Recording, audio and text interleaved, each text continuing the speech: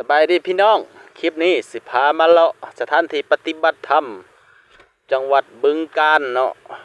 แต่ว่าบึงกาฬแต่บ่ฮู้ว่าอยู่อำเภอหยังเนาะอยู่ที่ภูทอกเนาะมื้อนี้เฮาสิมาเลาะเบิ่งเนาะชมทิวทัศน์ธรรมชาติอันงดงามโอ้ยสวยงามเด้เนาะเพิ่นเฮ็ดเนาะเฮ็ดเป็นเจดีย์เนาะพี่น้องเฮ็ดให้คนมากราบไหว้บูชาเนาะนี่เนาะเข้ามาข้างในก็จะมีแบบนี้เนาะแต่เข้ามาข้างในมันก็จักมืดแหน่หน่อยหนึ่งพี่น้องเพราะว่ากล้องเฮาบ่ดีเนาะก็สิบ่เห็นแต่เป็นสีแบบเบลอๆเนาะถ้าเฮามาเบิ่งด้วยอันตาตัวจริงก็อาจสิงามกว่านี้เนาะนี่เนาะเข้ามาเฮาก็สิเดินรอบๆไปเนาะก็สิมีพระพุทธรูปเนาะสวยสดงดงามเนาะพี่น้องเพิ่นประดับประดา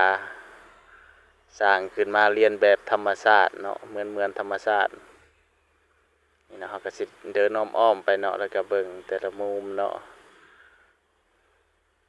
สถานที่ปฏิบัติธรรมเนาะเพิ่นว่าเนาะสวยสดงดงามเนาะเลื่อมใสศรัทธา